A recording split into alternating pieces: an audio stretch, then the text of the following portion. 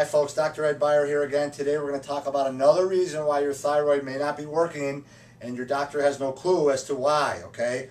It falls under the category of thyroid resistance. Thyroid resistance means you have enough thyroid hormone, everything's working, TSH looks good, T4 looks good, T3 looks good, but you cannot get the hormone into the cell to do its job.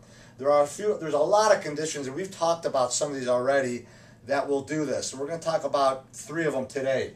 Low vitamin A, low or high vitamin D, and zinc deficiency can cause this thyroid resistance. Let me explain a little bit, okay? Now, just to review, coming out of your thyroid gland, there's 2 forms of the hormone, T4 and T3. T4 is 93% of what comes out of your gland, but that's mostly inactive. T3 is the other 7%, and that's the active form. These 2 hormones jump onto a binding globulin, thyroid binding globulin. I call it a taxi cab. It gets delivered to the liver, gut, and the kidney, and the inactive T4 gets converted over to the active form T3.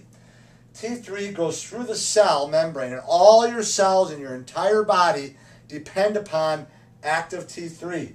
T3 goes onto your nucleus. Now, your nucleus in your cell is where DNA is made, is where protein is made. Folks, if you understand physiology, we need different proteins, enzymes, and new DNA, and new RNA, and new structural proteins for cells to thrive. And that's happening as I speak right now in both of our bodies 1 billion times. So T3 goes into the nucleus and tells the nucleus, which is a protein-making machine, to make the appropriate enzymes and structural proteins and new DNA and RNA for when this cell dies. But in order for that to happen, it has to attach itself to what's called a receptor site. Now, you have different types of receptor sites for thyroid hormone. We're not going to get into that. But these receptor sites can become dysfunctional when you have low levels of vitamin A, low levels of vitamin D, or high levels of vitamin D, and zinc deficiency.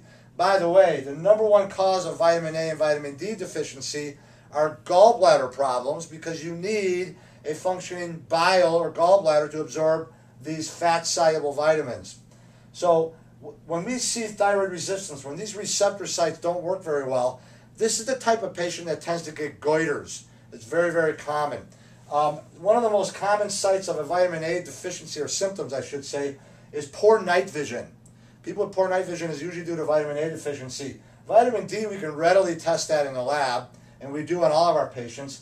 And a common sign of zinc deficiency is bloating. You need zinc in order to make proper stomach acids.